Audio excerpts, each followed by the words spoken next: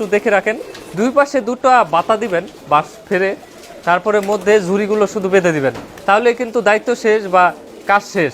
কারণ খোপের যারা কবুতর ঘরগুলো বানান তাদের মিস্ত্রি লাগে, তারপরে আবার অনেক কিছু লাগে, অনেক টাকা খরচ হয়, গাছ ফাড়াই করতে হয় মেল থেকে।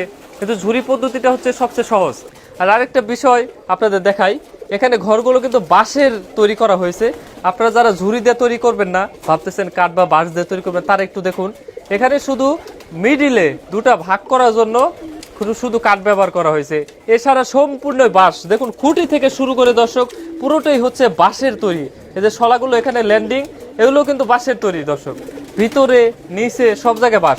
বাঁশের তৈরি করার কারণ একটাই দর্শক, কাঠ হচ্ছে উপরে মসৃণতা থাকে না, এবড়ো থেবড়ো, এর জন্য মলমূত্রগুলো কাঠের সাথে আটকে থাকে এবং রোগবালাইয়ের সৃষ্টি হয়। আর বাঁশ হচ্ছে উপরে দেখেন, এই যাবে হাত দিয়ে টান দিলাম, এ দেখেন উঠে যাচ্ছে।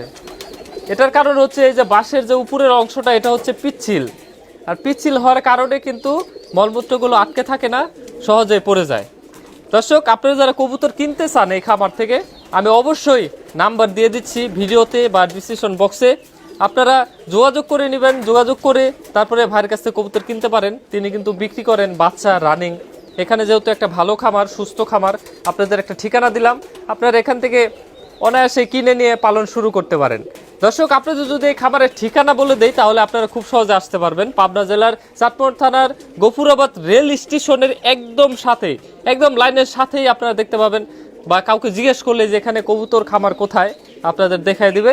আপনারা এসে আপনার পছন্দ করে আপনি এখান থেকে কবুতর কিনে নিয়ে যেতে পারবেন। দেখুন অসংখ্য কবুতর আছে, আপনি খাবার করবেন, আপনি কবুতর পাচ্ছেন না, কোনো টেনশন নাই, আপনি এখান থেকে এসে কবুতরগুলো নিয়ে যেতে পারবেন। দর্শক, অনেক কথা বললাম। আর ঝুরি পদ্ধতিতে যারা কবুতর পালন করতে চান, তারা অবশ্যই পরামর্শ নিতে পারেন, আমাদের সাথে যোগাযোগ করবেন। আপনার যদি খামার থাকে, আপনার খামার যদি এই দেশ বিদেশে বা সকলের মাঝে ছড়িয়ে দিতে চান, প্রতিবেদনের আকারে আমাদের সাথে যোগাযোগ করবেন। দেশের যে কোনো প্রান্ত হলে আমরা ছুটে আসবো আপনার খামারে।